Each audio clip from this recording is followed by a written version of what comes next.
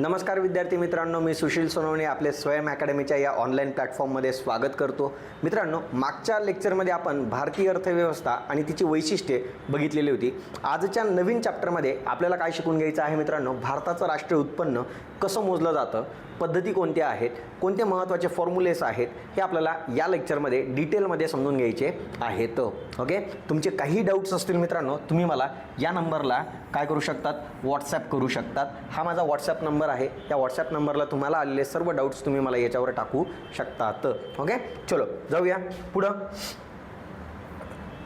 बघा मित्रांनो, की एक आपण म्हटलेलं होतं, आपण एक मागच्या लेक्चरमध्ये हा प्रवाह आपण बघितलेला होता, की ज्याच्यामध्ये आपण काय म्हटलेलं होतं की संसाधनांचा आपण काय करणार आहोत, संसाधनांचा आपण वापर करणार आहोत आणि हा वापर आपण कसा करणार आहोत, पुरेपूर वापर करणार आहोत. बरोबर, या संसाधनांचा पुरेपूर वापर करून आपण काय करणार आहोत, अर्थव्यवस्थेमध्ये उत्पादन प्रक्रियेचा प्रवाह निर्माण करणार, प्रोडक्शन फ्लो. काय निर्माण करणार, प्रोडक्शन फ्लो जनरेट करणार. बरोबर, आणि हा जो प्रोडक्शन फ्लो जनरेट होणार आहे, या प्रोडक्शन फ्लोवरनं आपण काय करणार आहोत, इकॉनॉमिक ॲक्टिव्हिटीज घडणार आहेत, ज्याला आपण आर्थिक क्रिया म्हणतो. काय म्हणतो आपण, यालाच आर्थिक क्रिया असं म्हणतो. बरोबर, या इकॉनॉमिक फ्लोद्वारे आर्थिक क्रिया घडणार आहेत. मग या आर्थिक क्रिया नेमक्या कोणत्या आहेत, किती आहेत आर्थिक क्रिया? 4 प्रकारच्या आहेत. पहिली कोणती येते, उत्पादनाची. दुसरी कोणती येते, विभाजनाची. बरोबर, दुसरी कोणती येते, विभाजनाची. तिसरी कोणती येते, विनिमयाची. आणि चौथी कोणती येते मित्रांनो, तर ती येते उपभोगाची. बरोबर, या 4 महत्त्वाच्या आर्थिक क्रिया आहे, ज्यालाच production, distribution, exchange and consumption म्हटलं जातं. मग या ज्या 4 प्रमुख आर्थिक क्रिया जेव्हा घडतात, त्यावेळी अर्थव्यवस्थेमध्ये उत्पन्न आणि काय तयार होते, संपत्ती तयार होत असते. याचा अर्थ, जर आपल्याला अर्थव्यवस्थेमध्ये उत्पन्न किंवा संपत्ती निर्माण करायची असेल, तर आपल्याला अर्थव्यवस्थेमध्ये आर्थिक क्रिया घडवून आणाव्या लागतील. आणि आर्थिक क्रिया केव्हा घडतील, जेव्हा देशामध्ये उत्पादनाचा फ्लो, उत्पादन प्रक्रियेचा प्रवाह निर्माण होणार त्यावेळी. आणि उत्पादन प्रक्रियेचा प्रवाह केव्हा निर्माण होणार, जेव्हा आपण या संसाधनांचा काय सुरू करणार, वापर सुरू करणार. आणि हा वापर कसा करायचा आपल्याला, पुरेपूर. कारण की जास्तीत जास्त वापर केला तर काय होणार, एका साईडला फायदा तर होणार, परंतु दुसऱ्या साईडला काय होऊन जाणार, नुकसान होऊन जाणार. मग असं करून चालणार नाही, म्हणून संसाधनांचा वापर पुरेपूर करायचा आहे. ओके, पुढे जाऊया. मग याद्वारे बघा मित्रांनो, ही फ्लो ऑफ प्रोडक्शन म्हणजे फ्लो ऑफ प्रोडक्शन प्रोसेस. मग उत्पादन प्रक्रियेची ही जी काही उत्पादन प्रक्रिया आहे, बरोबर, तर हिचा फ्लो कसा जनरेट होतो हे आता आपल्याला समजून घ्यायचं आहे. बरोबर, कसा निर्माण होणार उत्पादन प्रक्रियेचा प्रवाह, तर बघा, देशातील लोक काय करणार आहेत, जे आपल्या देशामध्ये जे काही लोक आहेत, हे लोक काय करणार, आपली शक्ती, बरोबर, लोकांजवळ जी काही शक्ती आहे तिचा वापर करून काय करणार आहे, ते नैसर्गिक संसाधनं आणि मानवनिर्मित जे काही संसाधनं आहेत, बघा हिचं काय पाहिजे, मानवी निर्मित जे काही संसाधनं आहेत, बरोबर, मानव काय करणार आहे, लोक काय करणार आहे देशातले, त्यांच्या शक्तीचा वापर, त्यांच्या बळाचा वापर करून ते नैसर्गिक संसाधने आणि मानवनिर्मित संसाधनं यांचा साहाय्याने काय करणार आहेत, उत्पादनाची प्रक्रिया काय करणार आहेत, पार पाडणार आहेत. कारण की आपण म्हटलं की जोपर्यंत नैसर्गिक संसाधन, मानवनिर्मित संसाधन आणि मानव संसाधन हे तिन्ही संसाधनं एकत्र येत नाहीत, बरोबर, तोपर्यंत उत्पादनाची प्रक्रिया सुरू होत नाही. याचा अर्थ, उत्पादनाची प्रक्रिया सुरू करण्यासाठी हे तिन्ही संसाधनं एकत्र येणं गरजेचे आहेत. मग हे नैसर्गिक संसाधन आणि मानवनिर्मित संसाधनाला एकत्र आणण्याचं काम कोण करतं, मानव संसाधन करतं. कोण करतं, मानव संसाधन करतं. बरोबर, म्हणून इथं म्हटलेलं आहे की लोक आपल्या शक्तीचा वापर करून नैसर्गिक संसाधनं आणि मानवनिर्मित संसाधनं यांना एकत्र आणणार आणि उत्पादनाची प्रक्रिया काय करणार, पार पाडणार किंवा उत्पादनाची प्रक्रिया सुरू करणार.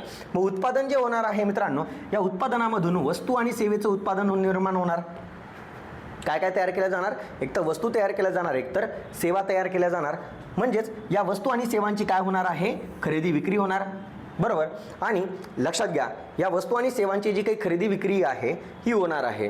दुसरी महत्त्वाची गोष्ट, याच्यानंतर काय होणार आहे, या वस्तू आणि सेवांची जी काही खरेदी आहे मित्रांनो, ही 2 गोष्टींसाठी केली जाऊ शकते.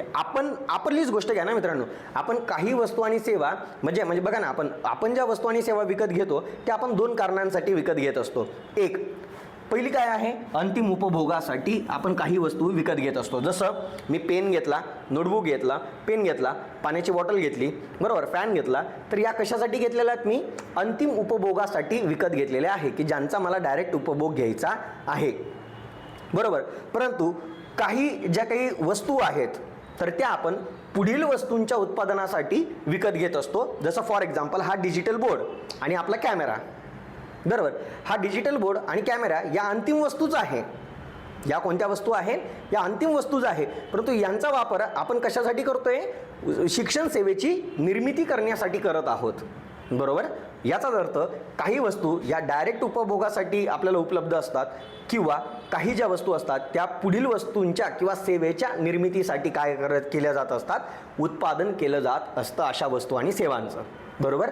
पुढे बघा, मग जेव्हा वस्तू पुढील वस्तूंच्या उत्पादनासाठी वापरल्या जातात, फॉर एक्झाम्पल आता हा डिजिटल बोर्ड आणि हा कॅमेरा, या दोन्ही वस्तूंचा वापर आपण कशासाठी करत आहोत, शिक्षण सेवेच्या निर्मितीसाठी करत आहोत, बरोबर. मग तेव्हा अशा काही वस्तू असतात, म्हणजे सर्वच नाही म्हटलेलं आहे, सगळ्याच वस्तू नाही, परंतु काही वस्तू ज्या काही आहेत त्या स्वतःची वैशिष्ट्ये काय करून बसतात, गमावून बसतात.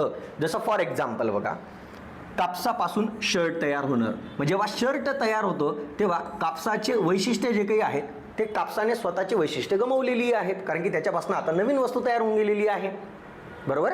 जसं साखर आणि कोको पावडर यांचा वापर करून आपण चॉकलेट तयार करतो, बरोबर. मग चॉकलेट जे तयार झालेले आहे त्याच्यामध्ये साखर आणि कोको पावडरने स्वतःची वैशिष्ट्ये गमावलेली आहे, बरोबर. म्हणून असं म्हटलं जातं की जेव्हा वस्तू पुढील वस्तूंच्या उत्पादनासाठी वापरल्या जातात तेव्हा काय म्हटलं जातं, अशा वस्तूंना कोणत्या वस्तू म्हटल्या जातात, मध्यमवर्ती वस्तू म्हटलं जातं किंवा अशा वस्तूंनाच कच्चा माल, इंटरमिडिएट गुड्स किंवा रॉ मटेरियल असं म्हटलं जातं. कारण की या अशा वस्तू असतात की ज्या वस्तूंपासून दुसऱ्या प्रकारच्या वस्तू तयार होत आहेत.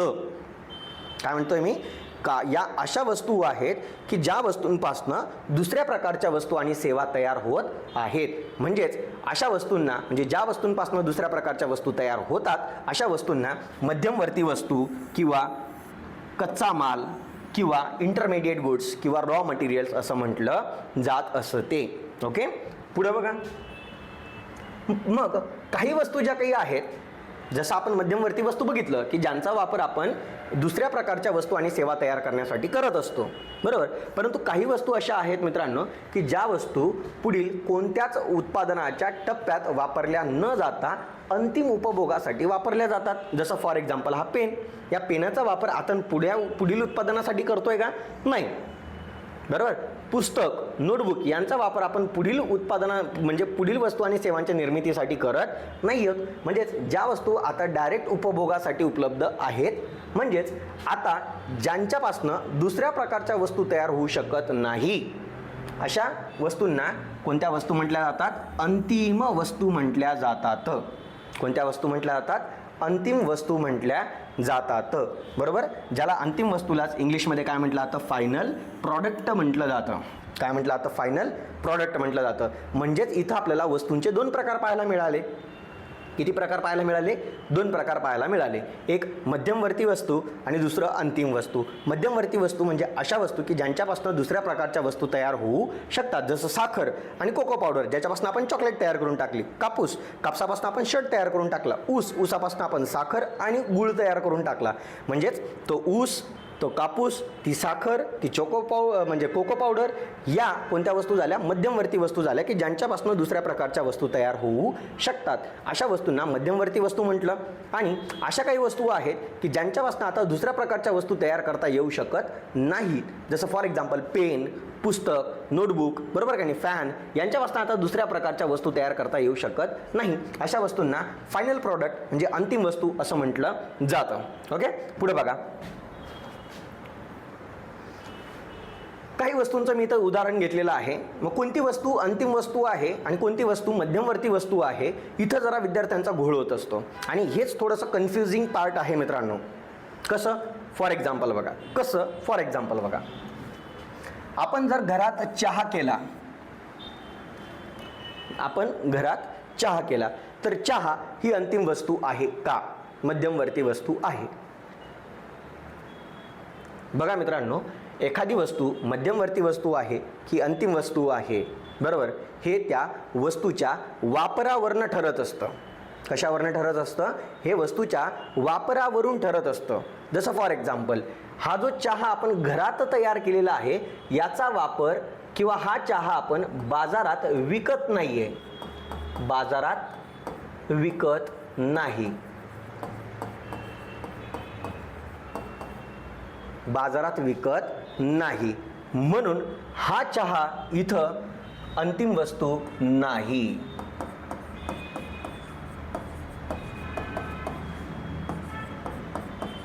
कारण की याला मॉनेटरी व्हॅल्यू प्राप्त होत नाही. कारण की जर तो चहा विकला गेला तर त्याला काहीतरी किंमत प्राप्त होणार, परंतु घरातल्या घरात आपण चहा जो आईने तयार केलेला, आपण आईला काही 5 रुपये 10 रुपये देत नाही ना, की चहा 1 कप चहा पाजल्यामुळे आईला आपण 5 ते 10 रुपये देत नाही, म्हणजे तो चहाचा कप मॉनेटरी व्हॅल्यू क्रिएट करत नाही, म्हणून हा चहा घरात तयार केलेला चहा अंतिम वस्तू होत नाही. परंतु तोच चहा ज्यावेळी आपण हॉटेलमध्ये पितो, बरोबर, जेव्हा तो हॉटेलमध्ये हा चहा काय केला जातो रे मित्रांनो? विकला जातो. हॉटेलमध्ये हा चहा काय केला जातो? विकला जातो, बरोबर. मग जेव्हा हॉटेलमध्ये चहा विकला जातो त्यावेळी त्या चहाला किंमत प्राप्त होते.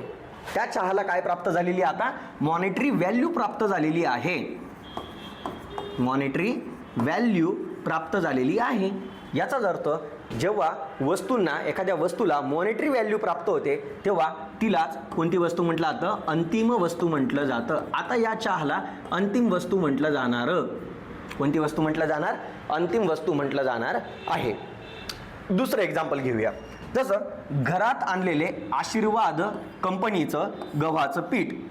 आता प्रत्येकाला माहिती आहे आशीर्वाद कंपनीचं गव्हाचं पीठ मिळतं, रेडीमेड पीठ मिळतं, बरोबर. मग आता हे तुम्ही घरात आणलं आणि या पिठापासनं तुम्ही काय तयार केली? चपाती तयार केली, जिलाच पोळी म्हणतो आपण, बरोबर. तुम्ही काय केली? या गव्हापासनं पोळी तयार केली. मग मला सांगा मित्रांनो, हे जे चपाती तयार झालेली आहे, ही जी पोळी तयार झालेली आहे, ही घरात तयार झाली, बरोबर. ती विकली गेली का बाजारात? नाही, ही बाजारात अगेन विकली गेली नाही, म्हणून या पोळीने मॉनेटरी व्हॅल्यू प्राप्त केली नाही, म्हणून घरात तयार झालेल्या पोळ्या किंवा चपाती अंतिम वस्तू नाही, बरोबर. समजलं? दुसरी महत्त्वाची गोष्ट, आता याच आशीर्वाद गव्हाच्या पिठाचा वापर आपण हॉटेलमध्ये केला आणि त्या हॉटेलमध्ये आपण पोळ्या तयार केल्या आणि या पोळ्या आपण विकल्या, एक पोळी 10 रुपये प्रमाणे. याचा अर्थ या पोळ्या विकून आपण काय प्राप्त केली? काहीतरी मॉनेटरी व्हॅल्यू प्राप्त केली, बरोबर. याचा अर्थ आता या पोळ्या कोणत्या वस्तू म्हटल्या जातील? अंतिम वस्तू म्हटल्या जातील. याचा अर्थ बघा रे, एखादी वस्तू अंतिम वस्तू आहे की नाही हे त्या वस्तूच्या वापरावरनं ठरतं. त्या वस्तूचा वापर जर खरेदी विक्रीसाठी केला जात असेल तर ती वस्तू अंतिम वस्तू बनते, आणि जर त्या वस्तूचा वापर घरातच उपभोगासाठी केला जात असेल आणि ती खरेदी विक्री केली जात नसेल तर तिला अंतिम वस्तू म्हटलं जात नाही. जसं घरात आपण चहा तयार केला, तो विकला का घरातल्या घरात? आईने आपल्याकडनं 5 रुपये 10 रुपये घेतले का 1 कप चहाचे? नाही. त्यामुळे घरात तयार केलेला चहा, घरात तयार केलेल्या पोळ्या, घरात तयार केलेला स्वयंपाक विकला जात नाही, म्हणून त्याला अंतिम वस्तू म्हणायचं नाही. परंतु जेव्हा तोच चहा आपण हॉटेलमध्ये पिणार, तेच जेवण जेव्हा आपण हॉटेलमध्ये करणार, बरोबर, तर त्याच वस्तूंना जेव्हा खरेदी विक्री होणार त्या वस्तूंची, तेव्हा त्यांना काहीतरी मॉनेटरी व्हॅल्यू प्राप्त होणार आणि अशाच वस्तूंना अंतिम वस्तू म्हटलं जातं. समजलं? पुढे जाऊया.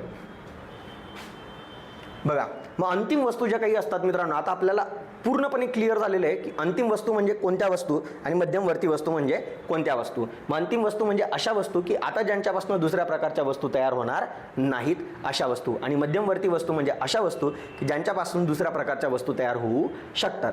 पुढे बघा, मग या ज्या अंतिम वस्तू आहे मित्रांनो, या अंतिम वस्तू 2 प्रकारच्या असतात. एक आहे उपभोग्य वस्तू, ज्याला कन्झ्युमेबल गुड्स म्हटलं जातं, ज्याचं एक्झाम्पल आहे पुस्तक, पेन, वही, notebook, pen, fan, mobile, camera वगैरे एक्सेट्रा. या कोणत्या वस्तू झाल्या? उपभोग्य वस्तू झाल्या, बरोबर. कोणत्या वस्तू झाल्या? उपभोग्य वस्तू झाल्या. आणि या 2 प्रकारच्या असतात, टिकाऊ आणि गैर टिकाऊ. टिकाऊ म्हणजे ड्युरेबल आणि गैर टिकाऊ म्हणजे नॉन ड्युरेबल. नॉन ड्युरेबल म्हणजे गैर टिकाऊ म्हणजे कोणतं? फॉर एक्झाम्पल चहा टिकणार आहे का जास्त काळ? नाही. थंड म्हणजे तुम्ही काय जे काही घेणार, तुम्ही लिम्का, थम्सअप वगैरे जे काही घेणार ते कोणत्या वस्तू झाल्या, गैर टिकाऊ वस्तू झाल्या, त्या फार काळ टिकत नाही. आणि टिकाऊ वस्तू म्हणजे कोणतं, फर्निचर. फॉर एक्झाम्पल हा डिजिटल बोर्ड, हा काय आहे, टिकाऊ वस्तू आहे. फर्निचर केलं तुम्ही, घरात सोफा तयार केला, बेड तयार केला, बरोबर, टीव्ही युनिट तयार केलं, तर ते कोणत्या वस्तू झाल्या, टिकाऊ वस्तू झाल्या. आणि त्या कशा आहे, वापरासाठी उपलब्ध आहे. उपभोग्य वस्तू म्हणजे ज्यांचा आपण डायरेक्ट उपभोग घेऊ शकतो. काय करू शकतो आपण, ज्यांचा डायरेक्ट उपभोग घेऊ शकतो अशा वस्तू, ज्यांना कोणत्या वस्तू म्हटलं जातं, कन्झ्युमेबल गुड्स म्हटलं जातं. आणि आता अंतिम वस्तूंचा दुसरा भाग येतो, तो म्हणजे कोणत्या वस्तू येतात, कॅपिटल गुड्स. बरोबर, की यांचा वापर बघा बरं का, या सुद्धा कोणत्या वस्तू आहेत, अंतिमच वस्तू आहेत. बरोबर, परंतु या वस्तूंचा वापर बघा बरं का, या वस्तूंचा वापर पुढील वस्तूंच्या उत्पादनासाठी केला जातो. पुढील वस्तूंच्या उत्पादनांसाठी केला जातो.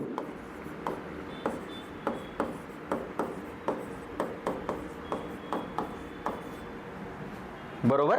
फॉर एक्झाम्पल हा डिजिटल बोर्ड आणि कॅमेरा या अंतिम वस्तू आहेत का, यस, कारण की याची बाजारामध्ये खरेदी विक्री झालेली आहे. बरोबर, म्हणजे या अंतिम वस्तू आहे. बरोबर. भांडवली वस्तू म्हणजे काय रे मित्रांनो, मशीन्स. साधा सिंपल अर्थ, भांडवली वस्तू म्हणजे काय, मशीन्स. म्हणजे हा डिजिटल बोर्ड आणि कॅमेरा काय आहे, मशीन्स आहे, ज्यांचा वापर आपण कशासाठी करतोय, पुढील वस्तूंच्या उत्पादनांसाठी करतोय. जसं या कॅमेराचा आणि डिजिटल बोर्डचा वापर आपण कशासाठी करतोय, शिक्षण सेवा देण्यासाठी करतोय. याचा अर्थ या सुद्धा अंतिम वस्तू आहेत, परंतु यांचा वापर डायरेक्ट उपभोगासाठी करतोय का आपण, डायरेक्ट आपण डिजिटल बोर्डचा उपभोग घेतोय का, नाही. या डिजिटल बोर्डचा उपभोग आपण कशासाठी घेतोय, शिक्षण सेवेच्या निर्मितीसाठी करतोय. बरोबर. कॅमेराचा उपभोग आपण कशासाठी करतोय, पुढील शिक्षण सेवेच्या निर्मितीसाठी करत आहोत. म्हणजेच अशा वस्तू उत्पादन प्रक्रियेतील महत्त्वाचा काय मानला जातो, कणा मानला जातो. आणि या ज्या वस्तू असतात या काय असतात, टिकाऊ वस्तू असतात. बरोबर. जसं फॉर एक्झाम्पल इथं घेतलेलं आहे बघा मी, जसं या उपभोग्य वस्तू, जसं मी इथं तुम्हाला एका मॉलचं पिक्चर घेतलेलं आहे. या मॉलमध्ये तुम्हाला इथं जेवढ्या वस्तू दिसत आहेत बघा ना, साबण दिसत आहेत, नंतर तुम्हाला म्हणजे ड्रिंक्स दिसत आहेत, कोल्ड्रिंक दिसत आहेत. बरोबर. इथं काही उपभोगाच्या वस्तू दिसत आहेत नंतर. बरोबर. या सगळ्या ज्या वस्तू आहेत यांना उपभोग्य वस्तू म्हटलं, तर यांचा आपण डायरेक्ट उपभोग घेऊ शकतो. बरोबर. आणि आता तुम्हाला जे दाखवत आहे भांडवली वस्तू. भांडवली वस्तूंमध्ये काय दिसतं रे मित्रांनो, इथं कार तयार होते, पण ही कार कोण तयार करतंय मित्रांनो, हे रोबोट्स तयार करताय. बघा हे हे काय आहेत, रोबोट्स आहेत. हे जे ऑरेंज कलरमध्ये तुम्हाला जेवढे दिसत आहेत हे काय आहेत, सगळे रोबोट्स आहेत. रोबोट म्हणजे काय, मशीन्स. आणि मी तुम्हाला काय सांगितलं, भांडवली वस्तू म्हणजे काय, मशीन्स. बरोबर की नाही. मग हे जे रोबोट्स आहेत मित्रांनो, या रोबोटचा वापर, या देखील अंतिम वस्तू आहे. हे रोबोट्स देखील खरेदी विक्री झालेले आहेत, या देखील अंतिम वस्तू आहेत. परंतु या रोबोटचा आपण डायरेक्ट उपभोग घेतोय का, नाही. आपण कोणाचा उपभोग घेतोय, या रोबोटद्वारे तयार झालेल्या कारचा उपभोग आपण घेत आहोत. म्हणजे या रोबोटचा वापर, या भांडवली वस्तूंचा वापर कशासाठी केला गेलेला आहे, कारच्या निर्मितीसाठी केला गेलेला आहे. म्हणजेच आपण डायरेक्ट या ज्या काही भांडवली वस्तू आहे या वापरायला घेतल्या का रे, आपण कार विकत घेतली, पण हा रोबोट आला का त्याच्यासोबत विकत, नाही. याचा अर्थ या भांडवली वस्तूंचा डायरेक्ट उपभोग घेतला जात नाही, पण यांच्यापासून तयार झालेल्या वस्तूंचा डायरेक्ट उपभोग घेता येत असतो. समजलं, क्लिअर आहे. ओके, पुढे जाऊया. जसं इथं बघा आता, म्हणजे या भांडवली वस्तू आहेत मित्रांनो, या भांडवली वस्तूचा वापर करून आपण वस्तू आणि सेवेची निर्मिती करतोय. जसं फॉर एक्झाम्पल हा डिजिटल बोर्ड आहे आणि हा कॅमेरा आहे. याचा वापर करून आपण काय करत आहोत, शिक्षण सेवेची निर्मिती करत आहोत. बरोबर. याचा अर्थ शिक्षण सेवेच्या उत्पादनासाठी हे दोन्ही वस्तू, या दोन्ही भांडवली वस्तू वापरल्या जात आहेत. बरोबर. परंतु तुम्हाला माहिती आहे मित्रांनो, या ज्या वस्तू आहेत या भांडवली वस्तू आहेत, या मशीन्स आहेत आणि यांना काहीतरी सर्टन यांचा टाइम पिरियड फिक्स आहे. जसं समजा हा डिजिटल बोर्ड आहे. बरोबर. हा डिजिटल बोर्डचा समजा लाईफ स्पॅन आपण असं कन्सिडर करू, या डिजिटल बोर्डचा लाईफ स्पॅन जो काही आहे तर तो आहे 10 इयर्स. किती वर्ष आहे, 10 इयर्स. याचा अर्थ काय मित्रांनो, 10 वर्षानंतर आपल्याला हा डिजिटल बोर्ड काय करावा लागेल, रिप्लेस करावा लागेल, बदलावा लागेल. कारण की याचा लाईफ स्पॅन किती आहे, हा 10 वर्ष टिकणार आहे. हा डिजिटल बोर्ड किती वर्ष टिकणार आहे, 10 वर्ष टिकणार आहे. याचा अर्थ काय, 10 वर्षानंतर जर आपल्याला शिक्षण सेवेची निर्मिती करायची असेल तर आपल्याला हा डिजिटल बोर्ड बदलून दुसरा डिजिटल बोर्ड घ्यावा लागेल.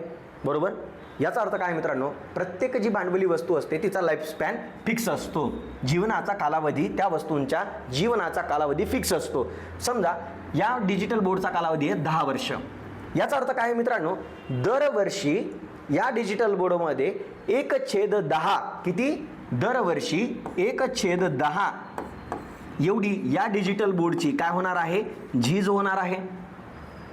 पहिल्या वर्षी 1/10, दुसऱ्या वर्षी 2/10, तिसऱ्या वर्षी 3/10, असं करत करत शेवटच्या वर्षी 10/10 होणार आणि हा डिजिटल बोर्ड काय होणार, बंद पडणार. आणि आता आपल्याला काय करावं लागणार, हा डिजिटल बोर्ड काय करावा लागणार बघा, समजून घ्या.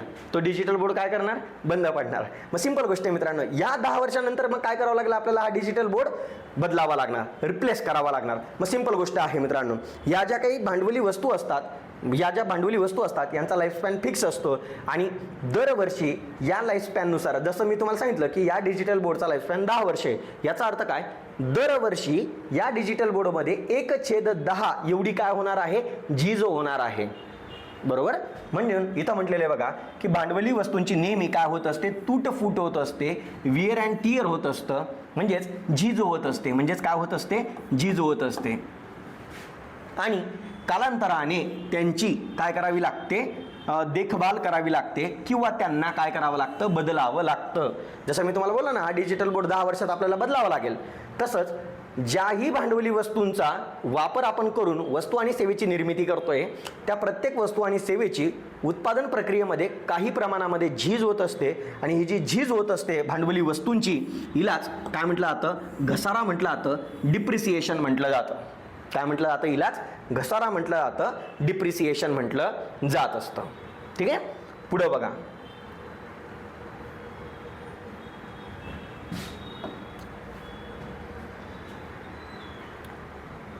पुढचं महत्त्वाचं उत्पन्न. कारण की आपल्याला शिकायचं कोणतं चॅप्टर आहे, राष्ट्रीय उत्पन्न. मग राष्ट्रीय उत्पन्नामध्ये आपल्याला सर्वात पहिले काय माहिती पाहिजे, उत्पन्न म्हणजे काय. बघा मित्रांनो, मग उत्पन्न म्हणजे काय असतं मित्रांनो, तर बघा इथं दिलेलं आहे की शारीरिक आणि बौद्धिक प्रयत्न करून व्यक्तींनी जो काही आर्थिक मोबदला कमवलेला आहे, काय म्हणतोय मी, शारीरिक आणि बौद्धिक प्रयत्न करून व्यक्तींनी जो काही आर्थिक मोबदला कमवलेला आहे त्यालाच काय म्हटलं गेलेलं आहे मित्रांनो, उत्पन्न म्हटलं गेलेलं आहे. जसं फॉर एक्झाम्पल, मी आता शारीरिक आणि बौद्धिक असे दोन्ही प्रयत्न करत आहोत. कशासाठी करतोय हे प्रयत्न, तर मला काहीतरी आर्थिक मोबदला मिळावा. मग मला जो काही आर्थिक मोबदला मिळणार आहे त्याला काय म्हटलं जाणार, उत्पन्न म्हटलं जाणार आहे. काय म्हटलं जाणार आहे, उत्पन्न म्हटलं जाणार आहे. बरोबर. मग इथं काय म्हटलेलं आहे, it is the reward for work earn by the physical or intellectual efforts. म्हणजे व्यक्तींद्वारे जे काही फिजिकल आणि इंटेलेक्च्युअल एफर्ट्स केले जाणार आहेत त्याला जो काही रिवॉर्ड मिळणार आहे त्या रिवॉर्डलाच काय म्हटलं जातं, उत्पन्न म्हटलं जातं. बरोबर. मग या उत्पन्नाचे 2 प्रकार पडतात. एक घटक उत्पन्न आणि दुसरं आहे गैरघटक उत्पन्न, फॅक्टर इन्कम आणि नॉन फॅक्टर इन्कम. मग हे फॅक्टर इन्कम म्हणजे काय आणि नॉन फॅक्टर इन्कम म्हणजे काय ते आपण आता थोडक्यात समजून घेऊया. घटक उत्पन्न, त्याच्यामधला पहिला पार्ट आहे घटक उत्पन्न. बघा मित्रांनो, घटक उत्पन्न म्हणजे काय, इथं काही उत्पादनाचे घटक आहेत. जसं मी तुम्हाला दाखवतो इथं बघा, कोणत्याही वस्तू आणि सेवेचं उत्पादन घेण्यासाठी उत्पादनाचे काही महत्त्वाचे घटक आहेत. जसं पहिला महत्त्वाचा घटक आहे भूमी, दुसरा महत्त्वाचा घटक आहे श्रम, तिसरा महत्त्वाचा घटक आहे भांडवल आणि चौथा महत्त्वाचा घटक आहे उद्योजक किंवा संयोजक. बरोबर. कारण की कोणत्याही वस्तूचं आणि सेवेची ज्यावेळी आपल्याला निर्मिती करायची असते तर त्यावेळी आपल्याला काही उत्पादनाचे घटक लागतात, फॅक्टर्स ऑफ प्रोडक्शन लागतात. आणि हे फॅक्टर्स ऑफ प्रोडक्शन किती आहेत, 4. भूमी, श्रम, भांडवल, उद्योजक. ओके. हे 4 जे महत्त्वाचे घटक आहेत मित्रांनो. मग यांचा वापर करून, यांचा आपण काय करतोय मित्रांनो, यांचा वापर करतोय आपण आणि यांचा वापर करून आपण वस्तू आणि सेवेची काय करत आहोत, निर्मिती करत आहोत. मग यांचा वापर करताना, यांचा वापर करून आपण वस्तू आणि सेवेची जी काही निर्मिती करणार आहोत, बघा वस्तू आणि आपण सेवा तयार करणार आहोत. बरोबर. मग वस्तू आणि सेवा तयार करण्यासाठी हे उत्पादनाचे घटक वापरले गेले. म्हणून यांचा जो कोणी मालक आहे, या उत्पादनाच्या घटकांचा जो कोणी मालक आहे यांना काहीतरी मोबदला द्यावा लागेल. कारण की जो कोणीतरी काम करत आहे, शारीरिक आणि बौद्धिक प्रयत्न करत आहे, त्याला काहीतरी मोबदला दिला गेला पाहिजे. जसं भूमीच्या मालकाला, बरोबर का मित्रांनो, वस्तू आणि सेवा तयार होताना ज्या जागेचा वापर केला जाणार, फॉर एक्झाम्पल या क्लासरूमचा वापर आपण शिक्षण सेवेच्या निर्मितीसाठी करत आहोत. मग या क्लासरूमचा जो कोणी मालक आहे त्या मालकाला आपल्याला काहीतरी आर्थिक मोबदला द्यावा लागेल.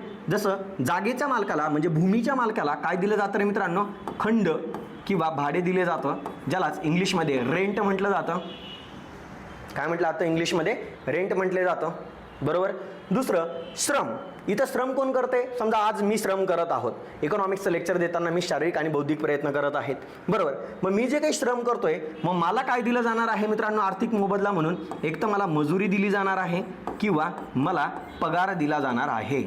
बरोबर. म्हणजेच मला वेजेस, बघा वेजेस किंवा सॅलरी दिली जाणार आहे. बरोबर. ज्याने कोणी भांडवल गुंतवणूक केलेली असेल, बघा बरं का मित्रांनो, ज्याने कोणी भांडवल गुंतवणूक केलेली असेल त्या भांडवल गुंतवणूक करणाऱ्या मालकाला मोबदला म्हणून काय दिलं जातं, व्याज दिलं जातं.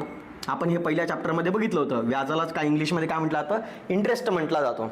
आणि लास्ट, वस्तू आणि सेवेच्या निर्मितीसाठी चौथा महत्त्वाचा घटक जो उद्योजक, या उद्योजकाने देखील काम केलेलं आहे, म्हणून उद्योजकाला देखील काय दिला जाणार आहे, मोबदला. आणि उद्योजकाला मिळणारा जो काही मोबदला आहे त्याला म्हटलं जातं नफा, म्हणजेच प्रॉफिट. बरोबर. तर मग हे काय आहे मित्रांनो, की हे उत्पादनाचे घटक आहे, यांचा वापर करून वस्तू आणि सेवेची निर्मिती केली आणि म्हणून या उत्पादन घटकांचा मालकांना काहीतरी मोबदला देणं गरजेचं आहे. जसं भूमीच्या मालकाला रेंट मिळतं, श्रमाच्या मालकाला वेजेस किंवा सॅलरी मिळतं, भांडवल गुंतवणुकीच्या मालकाला व्याज मिळतं, इंटरेस्ट मिळतो आणि भांडवल उद्योजकाला काय मिळतं, प्रॉफिट मिळतो. म्हणजेच काय, रेंट लक्षात घ्या मित्रांनो, रेंट, वेजेस किंवा सॅलरी, इंटरेस्ट आणि प्रॉफिट ही काय झाली रे मित्रांनो, घटक उत्पन्न झालं. म्हणजेच उत्पादनाच्या घटकांच्या मालकांना मिळालेला मोबदला म्हणजेच घटक उत्पन्न होय. मग घटक उत्पन्नाचं एक्झाम्पल काय देता येणार, खंड किंवा भाडे, मजुरी किंवा पगार, व्याज आणि नफा हे घटक उत्पन्नाचे उदाहरणं आहेत. ओके, समजलं घटक उत्पन्न. दुसरं बघा, दुसरं आहे गैरघटक उत्पन्न. गैरघटक उत्पन्न म्हणजे काय आहे मित्रांनो, यालाच काम न करता जे काही उत्पन्न प्राप्त होणार आहे, बरोबर, त्या काम न करता मिळालेले जे काही उत्पन्न आहे यालाच गैरघटक उत्पन्न म्हटलं जातं. बरोबर. आणि या गैरघटक उत्पन्नालाच काय म्हटलं जातं, हस्तांतरित उत्पन्न म्हटलं जातं. काय म्हटलं जातं, हस्तांतरित उत्पन्न म्हटलं गेलेलं आहे. नावातच काय मित्रांनो, गैरघटक. आताच आपण कोणता शब्द बघितला होता, घटक उत्पन्न, की ज्याच्यामध्ये घटक उत्पन्नामध्ये उत्पादन घटकांच्या उत्पादनाचे घटक वापरले गेले.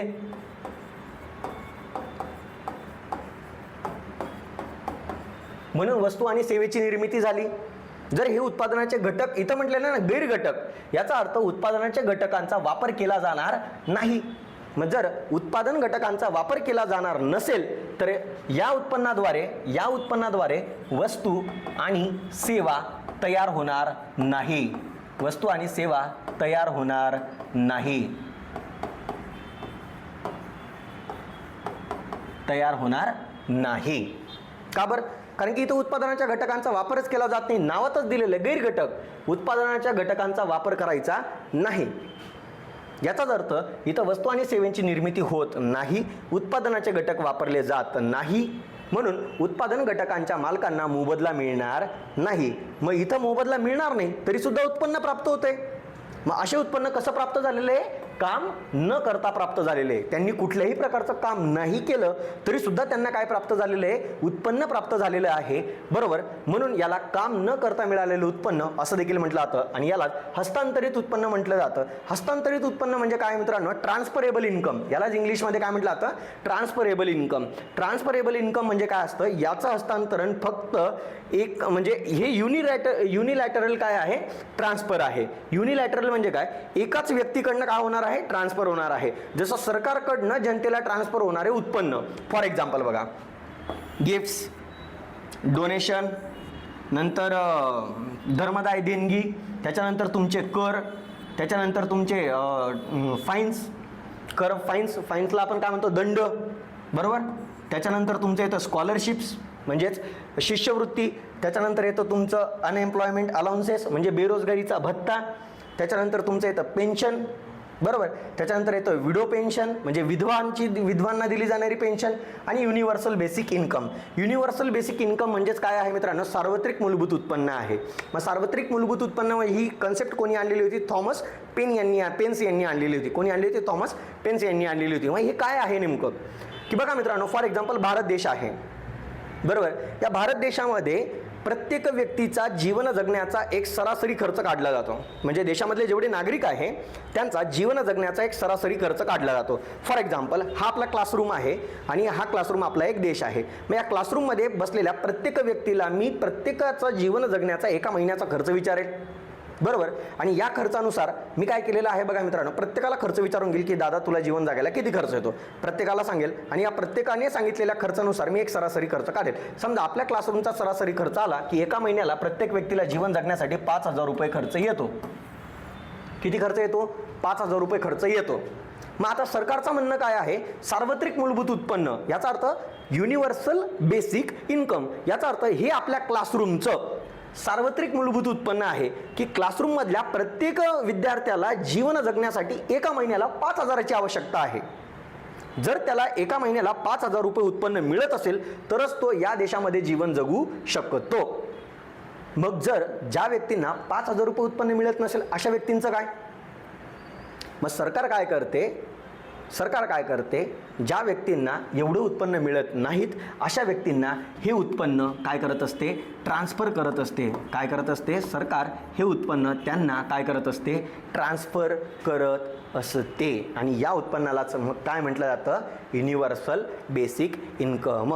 मग बघा, हे उत्पन्न देखील सरकारकडनं कोणाकडे ट्रान्सफर झालं? आपल्याकडं.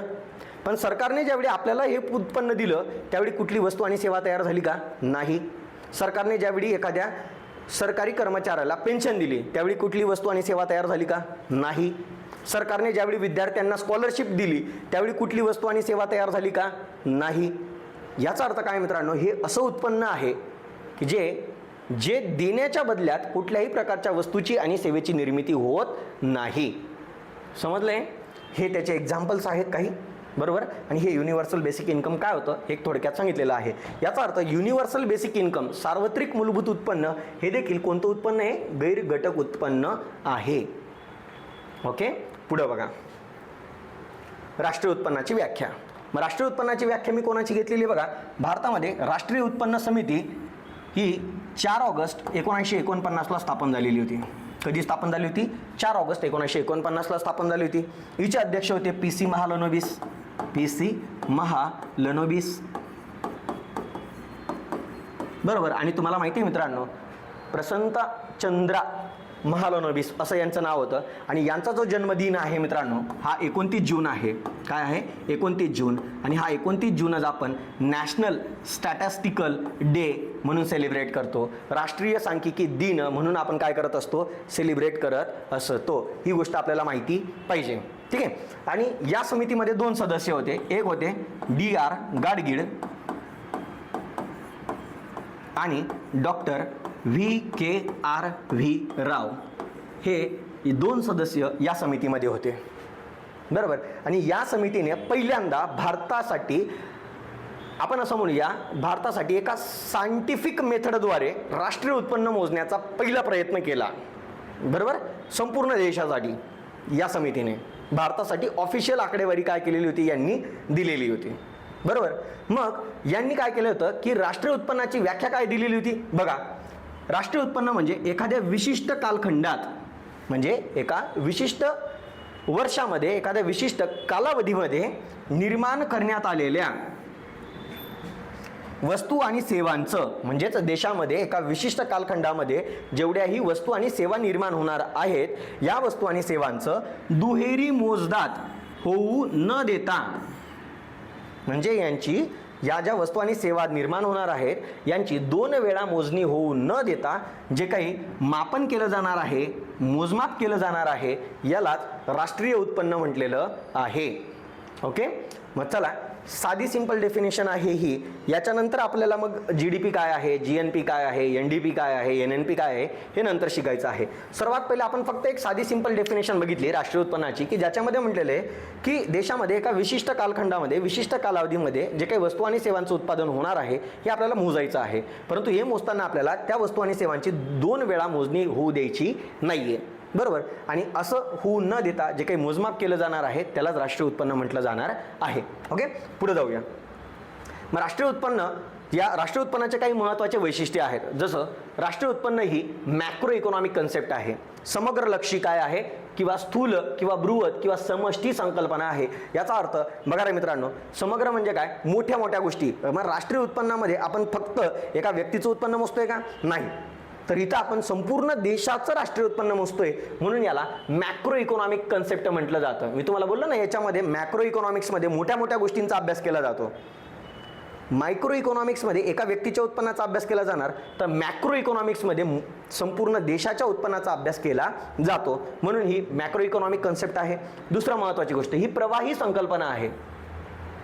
कारण की बघा मित्रांनो, आपण राष्ट्रीय उत्पन्न कसं मोजणार आहोत, वस्तू आणि सेवांच्या उत्पादनाद्वारे. परंतु वस्तू आणि सेवांचं उत्पादन हे कंटिन्युअस होत राहत आहे. या मिनिटाला देखील वस्तू आणि सेवांचं उत्पादन झालेलं आहे, बोलता बोलताच. आता आपण बोलतोय हे देखील शिक्षण सेवेची काय आहे, निर्मितीच आहे. याचा अर्थ वस्तू आणि सेवांचं जे काही उत्पादन आहे ही कंटिन्युअस प्रोसिजर आहे, ही न थांबणारी प्रोसिजर आहे, बरोबर. तुम्ही थांबलात म्हणजेच वस्तू आणि सेवांचं उत्पादन थांबलं असा त्याचा अर्थ होत नाही. याचा अर्थ ही कोणती संकल्पना आहे, प्रवाही संकल्पना आहे, बरोबर. दुसरं महत्त्वाचं, राष्ट्रीय उत्पन्न हे पैशात व्यक्त केलं जातं. फॉर एक्झाम्पल, एखादा देश म्हणतो माझं राष्ट्र, म्हणजे एखादा देश म्हणतो की आमचा जीडीपी किती आहे, 20 लाख कोटी आहे, असं म्हटलं जातं. काय म्हटलं जातं, 20 लाख कोटी आहे. मग 20 लाख कोटी हे काय आहे रे मित्रांनो, हे काय आहे, एक मूल्य आहे, किंमत आहे. काय आहे ही, एक काय आहे, किंमत आहे, बरोबर. म्हणून असं म्हटलं जातं की राष्ट्रीय उत्पन्न हे पैशात व्यक्त केलं जातं, बरोबर. दुसरं महत्त्वाचं की यात दुहेरी गणना टाळण्यासाठी वस्तू आणि सेवांचं फक्त अंतिम वस्तू आणि सेवाच काय केलं जातं, मोजल्या जातात, किंवा दुहेरी गणना टाळण्यासाठी फक्त अंतिम वस्तू आणि सेवांच्याच किमतींचा, मूल्यांचा म्हणजे काय, किमतींचा समावेश केला जातो, बरोबर. दुसरं महत्त्वाचं, फक्त अंतिम वस्तू आणि सेवांच्या एकूण मूल्यांचा समावेश केला जातो, घसाऱ्याचा समावेश केला जात नाही. आताच आपण बघितलं की वस्तू आणि सेवांचं उत्पादन होत असताना भांडवली वस्तूंची झीज होणार आहे, आणि या होणाऱ्या झिजेलाच आपण काय म्हटलं होतं, घसारा म्हटलं होतं. म्हणजेच राष्ट्रीय उत्पन्नामध्ये घसारा मोजला जात नाही. ओके. दुसरं महत्त्वाचं, निव्वळ विदेशी उत्पन्नाचा समावेश राष्ट्रीय उत्पन्नात केला जातो. म्हणजेच निव्वळ विदेशातनं जे काही आपल्याला उत्पन्न प्राप्त होणार आहे, बरोबर, तर त्याचा समावेश देखील राष्ट्रीय उत्पन्नामध्ये केला जात असतो. आणि आपण म्हटलं होतं ना, राष्ट्रीय उत्पन्न एका विशिष्ट कालखंडामध्ये उत्पादित झालेल्या वस्तू आणि सेवांची दुहेरी मोजदाद होऊ न देता केलेलं मापन होतं. याचाच अर्थ तो विशिष्ट कालखंड काय म्हटला जातो मित्रांनो, एक वित्तीय वर्ष घेतलं जात असतं, बरोबर. काय घेतलं जात असतं की राष्ट्रीय उत्पन्न हे साधारणतः एका वित्तीय वर्षासाठी मोजले जाते, बरोबर. पुढे बघा, हे होते राष्ट्रीय उत्पन्नाचे काही वैशिष्ट्ये. आता आपण जाऊया GDP किंवा राष्ट्रीय उत्पन्न मोजण्याच्या 4 महत्त्वाच्या कन्सेप्ट आहे. पहिला महत्त्वाचा कन्सेप्ट येतो GDP, दुसरा महत्त्वाचा कन्सेप्ट येतो GNP, तिसरा महत्त्वाचा कन्सेप्ट आहे NDP, आणि चौथा महत्त्वाचा कन्सेप्ट आहे NNP, बरोबर. समजलं. मग आता लक्षात घ्या मित्रांनो, GDP, बरोबर, Gचा लॉंग फॉर्म होतो ग्रॉस, Dचा लॉंग फॉर्म होतो डोमेस्टिक, Pचा लॉंग फॉर्म होतो प्रॉडक्ट, बरोबर. मग G हा जो ग्रॉस आहे मित्रांनो, या ग्रॉस शब्दाचा अर्थ आपल्याला गणितामध्ये जो आपण एकूण घेतो, आपण म्हणतो ना एकूण किती विद्यार्थी आहेत, बरोबर, एकूण किती बेरीज आली, बरोबर. तर या ग्रॉस या शब्दाचा अर्थ आपल्याला काय घ्यायचा आहे, एकूण. आणि या एकूण शब्दालाच मराठीमध्ये पर्यायी शब्द आहे. जसं एकूण झालं त्यालाच आपण म्हणतो स्थूल, त्यालाच आपण म्हणतो सकल, यालाच आपण म्हणतो ढोबळ, यालाच आपण काय म्हणतो, ढोबळ, बरोबर. म्हणजेच ग्रॉस या शब्दाला आपण या वेगवेगळ्या नावाने पुकारू शकतो. जसं ग्रॉसला एकूण, स्थूल, सकल किंवा ढोबळ असं आपण म्हणू शकतो. दुसरं डोमेस्टिक. डोमेस्टिकचा अर्थ होतो मित्रांनो देशांतर्गत. काय होतो, देशांतर्गत. याचा अर्थ देशाच्या सीमेच्या आत. काय म्हटलेलं आहे? देशाच्या सीमेच्या आत. आणि आताच आपण बघितलं प्रॉडक्ट. प्रॉडक्ट म्हणजे काय रे मित्रांनो? मराठीमध्ये त्याला म्हटलं जातं उत्पाद, आणि उत्पादचा अर्थ होतो अंतिम वस्तू आणि सेवा. अंतिम वस्तू आणि सेवा. काय घेतलेलं आहे? अंतिम वस्तू आणि सेवा. बरोबर. आता बघा मित्रांनो, मग तिन्ही शब्दांचा अर्थ आपल्याला कळालेला आहे. याचा अर्थ आपण GDP ला काय काय म्हणू शकतो मराठीमध्ये? ढोबळ देशांतर्गत उत्पाद, एकूण देशांतर्गत उत्पाद, स्थूल देशांतर्गत उत्पाद, आणि सकल. बघा बरं का, सकल हा हिंदी शब्द आहे. म्हणजेच देशांतर्गत शब्दाला हिंदीमध्ये काय म्हटलं जाणार मित्रांनो? घरेलू. बरोबर. सकल घरेलू उत्पाद. बरोबर. असं आपण GDPला वेगवेगळ्या नावांनी संबोधू शकतो. याचा अर्थ MPSC आयोग या वेगवेगळ्या शब्दांना GDPला या वेगवेगळ्या नावाने पुकारू शकते, आणि म्हणून आपला गोंधळ करू शकते. म्हणून आपल्याला माहिती पाहिजे की ग्रॉसला काय काय म्हटलं जातं, डोमेस्टिकला काय काय म्हटलं जातं, उत्पादला काय काय म्हटलं जातं. तिन्ही शब्दांचा अर्थ जर आपल्याला माहिती असेल तर आपलं कन्फ्युजन होणार नाही. कारण की काही वेळा MPSC आयोग ढोबळ देशांतर्गत उत्पाद म्हणेल, आणि त्याचवेळी काही वेळा GDPलाच एकूण देशांतर्गत उत्पाद देखील म्हणू शकते. काही वेळा त्याच GDPला स्थूल देशांतर्गत उत्पाद देखील म्हणू शकते, आणि काही वेळा त्यालाच सकल घरेलू किंवा सकल घरगुती उत्पाद असं देखील म्हणू शकते. बरोबर. म्हणून आपल्याला त्याचा अर्थ माहिती असणं आवश्यक आहे. पुढे बघा, मग GDPची व्याख्या काय देण्यात आलेली आहे? बघा, एका आर्थिक वर्षात. बघा बरं का मित्रांनो, मी इथं काही शब्दांना बोल करतो, कारण की या व्याख्येमध्ये या शब्दांचा अति जास्त महत्त्व आहे या शब्दांना, आणि या शब्दांचा जर अर्थ तुम्हाला समजला तरच तुम्हाला GDP समजेल. जसं आपण GDPचे तिन्ही शब्दांचा अर्थ समजून घेतला, तसं या व्याख्येमध्ये 3 महत्त्वाचे कन्सेप्ट आहेत ते आपल्याला समजून घ्यायचे आहेत. जसं व्याख्यामध्ये काय म्हटलेलं आहे की एका आर्थिक वर्षात देशांतर्गत प्रक्षेत्रात किंवा आर्थिक प्रक्षेत्र, देशांतर्गत प्रक्षेत्र, आर्थिक प्रक्षेत्र, यालाच इकॉनॉमिक टेरिटरी किंवा डोमेस्टिक टेरिटरी असं इंग्लिशमध्ये म्हटलं जातं. मग या क्षेत्रामध्ये उत्पादित होणाऱ्या, म्हणजे ज्या उत्पादित होणाऱ्या ज्या काही सर्व अंतिम वस्तू आणि सेवा असणार आहे. काय असणार आहे? सर्व अंतिम वस्तू आणि ज्या काही सेवा असणार आहे. बरोबर. मग याच्यामध्ये तिसरा महत्त्वाचा कन्सेप्ट कोणता आला? पहिला आला आर्थिक वर्ष, दुसरा होता देशांतर्गत किंवा आर्थिक प्रक्षेत्र, आणि तिसरा महत्त्वाचा कन्सेप्ट काय आला? अंतिम वस्तू आणि सेवा. जर या 3 महत्त्वाच्या ज्या काही उत्पादित होणाऱ्या सर्व अंतिम वस्तू आणि सेवा आहे यांची एकूण मूल्यांची बेरीज. मूल्यांची बेरीज म्हणजे काय? या उत्पादित जेवढ्याही अंतिम वस्तू आणि सेवा तयार होणार आहे यांच्या एकूण किमतींची आपल्याला काय करायची आहे? बेरीज करायची आहे. तेव्हा आपल्याला काय प्राप्त होणार आहे? GDP प्राप्त होणार आहे. याचाच अर्थ काय? एका आर्थिक वर्षामध्ये देशांतर्गत क्षेत्रामध्ये जेवढ्याही अंतिम वस्तू आणि सेवा तयार होणार यांच्या किमतींची आपल्याला काय करायची आहे? बेरीज करायची आहे. तेव्हा आपल्याला काय प्राप्त होणार? GDP प्राप्त होणार आहे. ओके, पुढे बघूया. मग या जे 3 शब्द आपण बघितले, या 3 शब्दांना आपण आता डिटेलमध्ये समजून घेऊया. पहिला महत्त्वाचा शब्द आहे आर्थिक वर्ष, इकॉनॉमिक ऑर फायनान्शियल इयर. मग बघा, आता सध्या भारताचं जे आर्थिक वर्ष आहे तर ते काय आहे? 1 एप्रिल ते 31 मार्च आहे. याच्या अगोदर भारताचं आर्थिक वर्ष काय होतं? 1 मे ते 30 एप्रिल असं होतं. बरोबर. असं होतं. हे आर्थिक वर्ष कधीपासून होतं? 1867च्या पूर्वी होतं. मग 1 एप्रिल ते 31 मार्च कधीपासून आलं? 1867 पासून आलं. 1867ला आपण आर्थिक वर्ष बदलून टाकलं आणि ते केलं 1 एप्रिल ते 31 मार्च असं केलं. तेव्हापासून ते आजपर्यंत भारताचं आर्थिक वर्ष 1 एप्रिल ते 31 मार्च असंच आहे. बरोबर. परंतु आत्ता वेळात 2 वेळा शिफारस करण्यात आलेली आहे भारताचं आर्थिक वर्ष बदलण्यासाठी. पहिल्यांदा शिफारस केली ती LK झा समितीने 1984ला. काय सांगितलं होतं की भारताचं आर्थिक वर्ष बदलून 1 जानेवारी ते 31 डिसेंबर असं करण्यात यावं. 1 जानेवारी ते 31 डिसेंबर असं करण्यात यावं. परंतु सरकारने या समितीची शिफारस स्वीकारली नाही. बरोबर. अगेन चर्चा सुरू झाली 2016मध्ये की भारताचं आर्थिक वर्ष बदललं जावं. मग या घटनेचा अभ्यास करण्यासाठी सरकारने 2016मध्ये शंकर आचार्य यांच्या अध्यक्षतेखाली एक समिती स्थापन केली.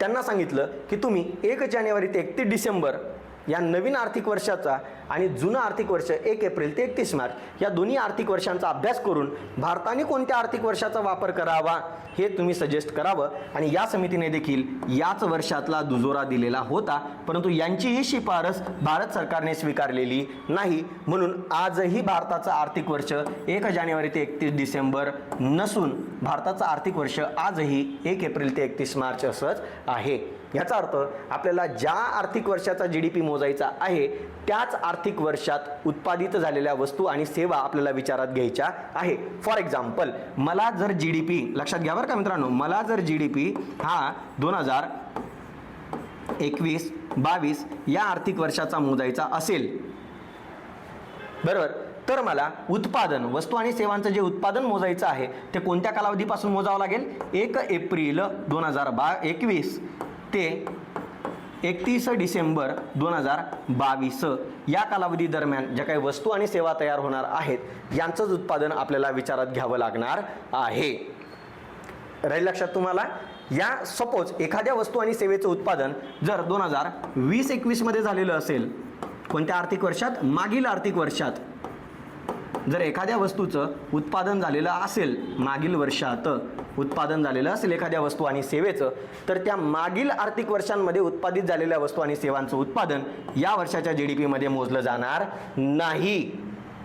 ओके, मोजलं जाणार नाही. कारण की मी तुम्हाला मी काय सांगितलं की GDP कोणत्या वर्षाचा मोजायचा? 21-22चा. मग 21-22 या आर्थिक वर्षाची सुरुवात कधी होते? 1 एप्रिल 2021 ते 31 डिसेंबर 2022. 31 मार्च.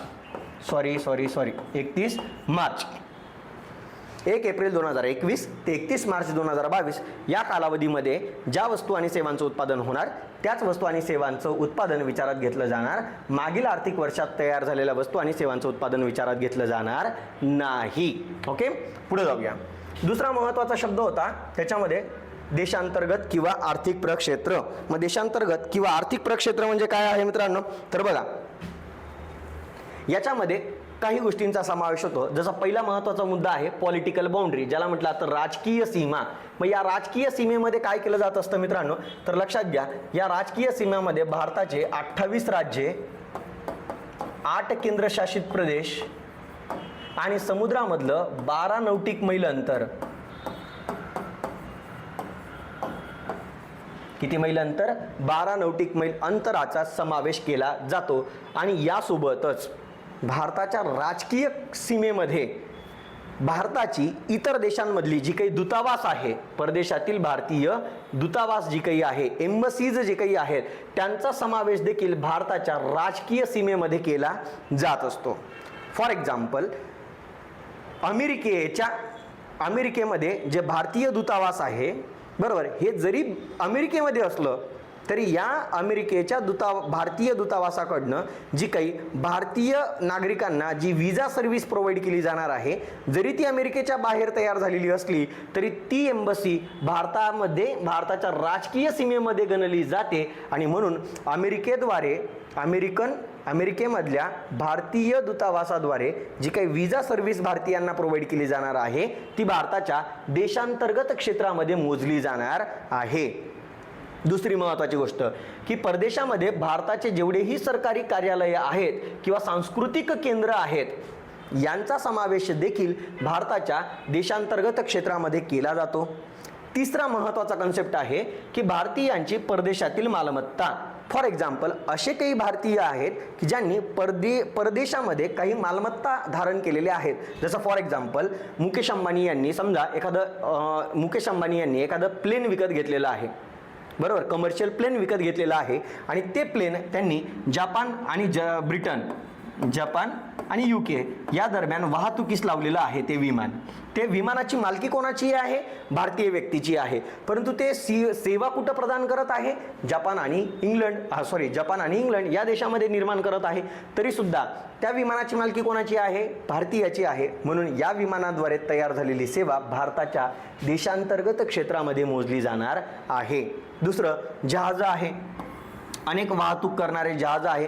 जसं एरोप्लेन वाहतूक करतात दोन देशांदरम्यान, तसं भारतीयांनी काय केलेलं आहे मित्रांनो? तर लक्षात घ्या, बघा, भारतीयांनी काय केलेलं आहे मित्रांनो, तर जहाजं सुद्धा विकत घेतलेली आहे भारतीयांच्या मालकीची आणि ती त्यांनी इतर 2 देशांमध्ये वाहतुकीसाठी लावलेली आहेत. ओके, मग त्याच्यामुळे काय आहे मित्रांनो, त्यांच्याद्वारे तसंच सेम एक्झाम्पल आहे फिशिंग वेसल्स, मासेमारी करणारे जहाज. बरोबर आहे, मासेमारी करणारे जहाज देखील भारतीयांच्या मालकीचे आहेत, परंतु जे इतर देशांमध्ये मासेमारी करत आहेत. मग अशा ज्या मालमत्ता आहे, या मालमत्तांद्वारे तयार झालेले जे काही वस्तू आणि सेवा आहे त्यांचं उत्पादन देखील देशाच्या सीमेच्या आत झालेलं आहे असं मानलं जाणार आहे.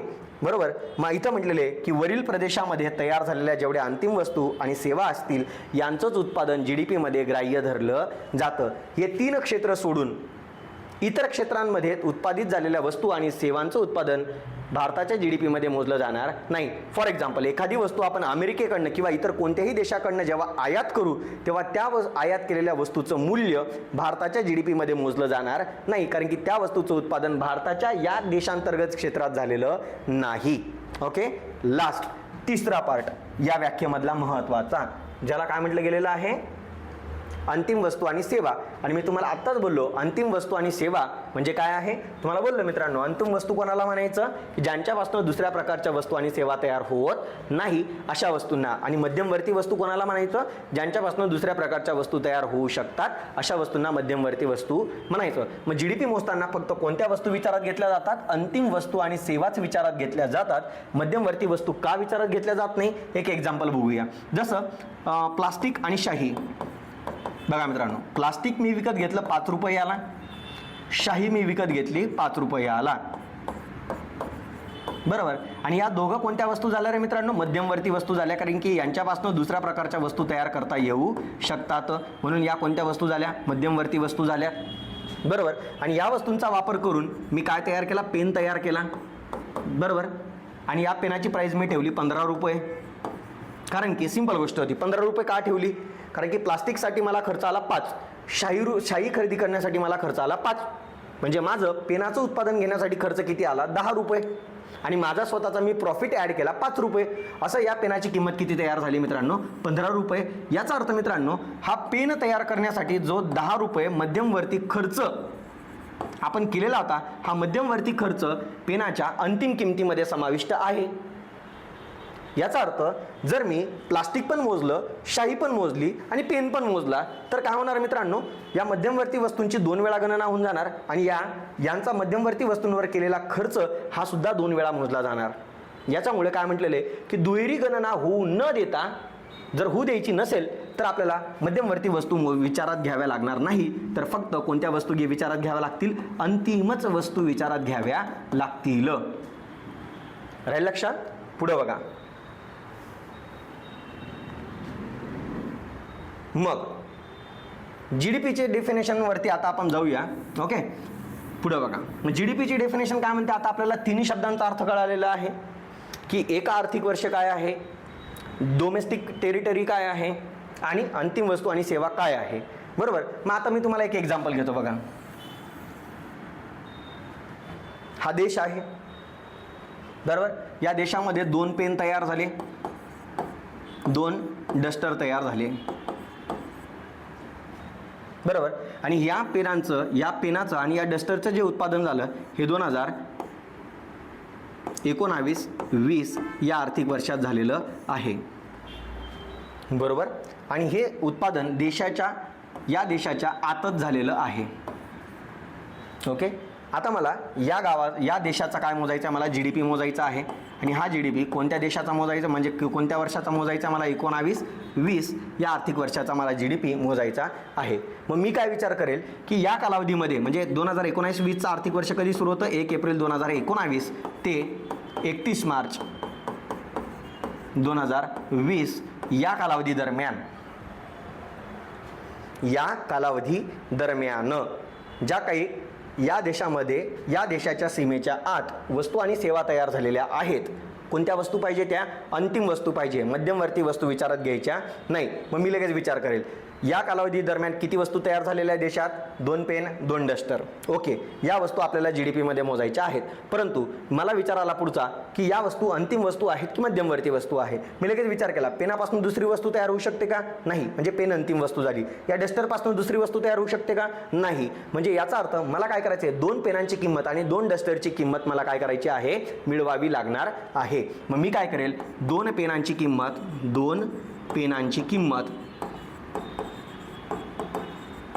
आणि 2 डस्टरची किंमत मला GDP मोजताना विचारात घ्यावी लागणार आहे. मग 2 पेनांची किंमत, एक पेन आहे, लक्षात घ्या, एक पेन आहे 10 रुपयाचा आणि एक डस्टर आहे 20 रुपयाचा. ठीक आहे. मग 2 पेनांची किंमत किती झाली, 2 गुणिले 10 रुपये आणि 2 डस्टरची किंमत किती झाली, 2 गुणिले 20 रुपये. मग बघा, 2 पेनांची किंमत किती झाली, 20 रुपये, 2 डस्टरची किंमत किती झाली, 40 रुपये. असा या देशाचा GDP किती आलेला आहे, 60 रुपये आलेला आहे. म्हणजेच 2019-20 या आर्थिक वर्षाचा या गावाचा GDP आलेला आहे 60 रुपये. समजलं? या पद्धतीने GDP मोजला जात असतो. ओके, पुढे जाऊया. मग GDPचे काही इंटरेस्टिंग फॅक्ट्स, जसं GDP मुळे देशातील अंतर्गत शक्ती कळत असते. कारण की आपण फक्त देशामध्ये किती वस्तू आणि सेवा तयार झालेल्या आहेत एवढ्याच आपण विचारात घेतलेल्या आहे. देशाच्या बाहेर उत्पादित झालेल्या वस्तू आणि सेवांचं उत्पादन आपण विचारात घेतलेलं नाही. ओके, पुढं. परंतु यामुळे देशाच्या आत उत्पादित झालेल्या वस्तू आणि सेवांच्या गुणवत्तेची पातळी आपल्याला काही कळत नाही. ओके, दुसरी महत्त्वाची गोष्ट की GDP ही संख्यात्मक संकल्पना आहे. कसं? कारण की आत्ताच आपण ज्या देशाचं एक्झाम्पल बघितलं, ज्या देशाचा GDP 60 रुपये आला, मग 60 रुपये काय आहे रे मित्रांनो, एक संख्या आहे. 60 काय आहे, एक संख्या आहे. आपण म्हटलं भारताचा GDP 20 लाख कोटी रुपये आहे, 20 लाख कोटी ही काय आहे, एक संख्या आहे. याचा अर्थ GDP ही कोणती संकल्पना आहे, संख्यात्मक संकल्पना आहे. GDPचं उत्तर हे ऑलवेज रुपयांमध्ये येणार आहे, संख्येमध्ये येणार आहे एखाद्या. बरोबर? पुढे बघा, GDP ही क्षेत्रीय संकल्पना आहे, टेरिटोरियल बेस्ड कन्सेप्ट आहे. याचा अर्थ या GDP मध्ये वस्तू कुठे तयार झाली याला महत्त्व आहे, ती वस्तू कोणी तयार केली याला अजिबात महत्त्व नाही. कारण की आपण म्हटलं ना, अंतिम वस्तू आणि सेवांचं उत्पादन कुठं झालेलं पाहिजे, देशांतर्गतच झालेलं पाहिजे, देशाच्या आतच झालेलं पाहिजे. याचा अर्थ वस्तू आणि सेवांचं उत्पादन कुठे झालं याला महत्त्व आहे. परंतु समजा देशामध्ये एखादा अमेरिकन नागरिक राहत आहे, भारतामध्ये जर एखादा अमेरिकेचा नागरिक राहत आहे आणि त्याने भारतामध्ये राहून एखादी वस्तू तयार केली, ती सुद्धा त्या वस्तूचं उत्पादन भारतात झालेलं आहे म्हणून ती GDP मध्ये मोजली जाणार. पण ती वस्तू कोणी तयार केलेली आहे, अमेरिकेच्या नागरिकाने. याचा अर्थ GDP मध्ये वस्तू कुठे तयार झाली याला महत्त्व आहे, पण ती वस्तू कोणी तयार केली याला बिलकुलही महत्त्व नाही. कोणीही तयार करा, देशामध्ये येऊन कोणीही वस्तू आणि सेवा तयार करा, त्या GDP मध्ये मोजल्या जातील. मग भले तो देशामध्ये परकीय देशाचे नागरिक येऊन त्यांनी वस्तू आणि सेवा तयार केल्या भारतामध्ये, त्या सुद्धा GDP मध्ये मोजल्या जातील. कारण की GDP ही टेरिटोरियल बेस्ड कन्सेप्ट आहे. बरोबर, क्षेत्रीय संकल्पना आहे की याच्यामध्ये वस्तू कुठे तयार झाली यालाच महत्त्व आहे. कारण की ती वस्तू देशातच तयार झालेली पाहिजे, ती वस्तू कोणी तयार केली याला अजिबात महत्त्व नसते. दुसरं महत्त्वाचं की GDP मध्ये सेकंड हँड वस्तूंची किंमत मोजली जात नाही. जसं फॉर एक्झाम्पल, तुम्ही एखादी कार विकत घेतली आणि तिला तुम्ही परत काय करतायत, रिसेल करतायत. तर रिसेल करणाऱ्या सगळ्याच वस्तू आणि सेवांची किंमत GDP मध्ये मोजली जात नाही. कारण की त्या वस्तू आणि सेवेचं उत्पादन मागील आर्थिक वर्षात झालेलं असतं. आणि मी आताच तुम्हाला सांगितलं की ज्या वर्षाचा GDP मोजायचा त्याच वर्षाचं वस्तू आणि सेवांचं उत्पादन विचारात घ्यायचं, मागील वर्षात उत्पादित झालेल्या वस्तू आणि सेवांचं उत्पादन विचारात घ्यायचं नाही. बट ते रिसेल करताना जर तुम्ही ब्रोकर लावलेला असेल आणि त्या ब्रोकरने जर कमिशन घेतलेलं असेल, तर ब्रोकरने घेतलेलं कमिशन ही त्या आर्थिक वर्षात तयार झालेली नवीन सेवा आहे. कमिशन काय असतं, सेवा असते. ती काय वस्तू आहे का, नाही. कमिशन काय आहे, सेवा आहे. आणि ही सेवा नव्याने निर्माण झालेली आहे देशात. म्हणून सेकंड हँड वस्तूंची किंमत GDP मध्ये मोजली जाणार नाही. परंतु त्याच सेकंड हँड वस्तू विकण्यासाठी ब्रोकरने जे कमिशन घेतलेलं आहे ते मात्र GDP मध्ये मोजले जाते. कारण की कमिशन ही काय आहे, अंतिम सेवा आहे. बरोबर. पुढं GDP हा क्षेत्रीय रचनेप्रमाणे देखील दाखवला जातो. जसं आपण बघितलं होतं की सुरुवातीला भारताच्या GDP मध्ये राष्ट्रीय उत्पन्नाचा वाटा किती होता, कृषी क्षेत्राचा वाटा किती होता, 53.1% होता. उद्योग क्षेत्राचा वाटा किती होता, 16.6% होता. आणि सेवा क्षेत्राचा वाटा किती होता? 30.3% होता. आणि मी तुम्हाला ही आकडेवारी पाठ करायला लावली होती.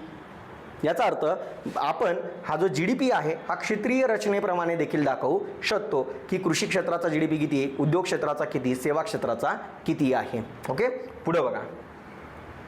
जागतिक बँक असेल, आंतरराष्ट्रीय नाणेनिधी असेल, यांसारख्या ज्या काही संस्था आहे या GDPच्या आधारावरच जगातील अर्थव्यवस्थांची काय लावत असतात? क्रमवारी लावत असतात. आणि लेटेस्टच्या आकडेवारीनुसार भारत जगातली 5वी मोठी अर्थव्यवस्था आहे. कितवी मोठी अर्थव्यवस्था आहे? भारत जगातली 5वी मोठी अर्थव्यवस्था आहे. एक नंबर कोण आहे? USA, चीन, जापान, जर्मनी आणि भारत, इंडिया. म्हणजेच भारत जगातली कितवी मोठी अर्थव्यवस्था आहे? 5वी मोठी अर्थव्यवस्था आहे. आणि ही क्रमवारी कशाच्या आधारावर लावली? कशाच्या आधारावर लावलेली आहे? तर ही क्रमवारी लावलेली आहे GDPच्या आधारावरच लावली जाते. ओके. दुसरी महत्त्वाची गोष्ट की GDP जेव्हा आपण मोजत असतो त्यावेळी वस्तू विनिमयाद्वारे म्हणजे बार्टर सिस्टीमद्वारे केलेले जे काही व्यवहार आहे ते विचारात घेतले जात नाही. कारण की बार्टर सिस्टीममध्ये वस्तूच्या बदल्यात वस्तू दिली जाते, वस्तूंच्या बदल्यात पैसा दिला जात नाही. वस्तूच्या बदल्यात वस्तू दिली जाते म्हणून त्यांना राष्ट्रीय उत्पन्नामध्ये किंवा GDP मध्ये मोजलं जात नाही. दुसरं महत्त्वाचं, GDP मध्ये हस्तांतरित देयतांचा देखील समावेश केला जात नाही. कारण की मी तुम्हाला बोललो मित्रांनो, हे जे ट्रान्सफरेबल पेमेंट असतं बरोबर, यामध्ये कुठल्याही प्रकारची वस्तूची आणि सेवेची निर्मिती केली जात नाही. म्हणून राष्ट्रीय उत्पन्न मोजताना नेहमी लक्षात ठेवायचं आहे फक्त घटक उत्पन्नाचाच विचार केला जातो. बरोबर, घटक उत्पन्नच राष्ट्रीय उत्पन्नामध्ये मोजलं जातं. गैर घटक उत्पन्न राष्ट्रीय उत्पन्नात मोजले जात नाही. कारण की हस्तांतरणी देणीलाच काय म्हटलं जातं? गैर घटक उत्पन्न म्हटलं जात असतं ते. ओके. दुसरी महत्त्वाची गोष्ट की GDP मोजणारी जी संस्था आहे तर ती कोणती संस्था आहे मित्रांनो? तर तिला म्हटलं जातं CSO, केंद्रीय सांख्यिकीय संस्था, सेंट्रल स्टॅटिस्टिकल ऑफिस असं म्हटलं गेलेलं आहे. बरोबर. आणि या सेंट्रल स्टॅटिस्टिकल ऑफिसची जी काही स्थापना आहे मित्रांनो ही 1954ला करण्यात आलेली आहे. कधी करण्यात आलेली? 1954ला या CSOची स्थापना करण्यात आलेली आहे. ओके. पुढे जाऊया. पुढे जाताना एक महत्त्वाचा कन्सेप्ट येतो मित्रांनो, निवासी. मग निवासी म्हणजे काय आहे मित्रांनो? की जो व्यक्ती ज्या देशात राहत आहे. निवासी म्हणजे काय रे मित्रांनो? रेसिडेंट. जसं आपण म्हणतो ना तुमचा रेसिडेन्शियल ॲड्रेस काय आहे, याचा अर्थ सध्या तुम्ही कुठं राहत आहात. आपण काय म्हणतो? रेसिडेन्शियल ॲड्रेस विचारतो एखाद्याला की तुझा रेसिडेन्शियल ॲड्रेस काय आहे. याचा अर्थ आपल्याला विचारायचं काय, तू सध्या कुठे राहतो असं आपल्याला विचारायचं आहे. मग निवासी म्हणजे काय आहे? रेसिडेंट्स. मग इथं असं म्हटलेलं आहे की जो व्यक्ती ज्या देशात राहत आहे सध्या, जर तो त्याच देशात उत्पन्न कमवत असेल आणि कमवलेल्या उत्पन्नाचा खर्च जर त्याच देशात करत असेल तर त्या व्यक्तीला त्या देशाचा निवासी म्हटलं जातं. फॉर एक्झाम्पल, मी भारताचा नागरिक आहे. कुठे राहत आहे? भारतातच राहत आहे. कुठे राहत आहे? भारतातच राहत आहे. बरोबर.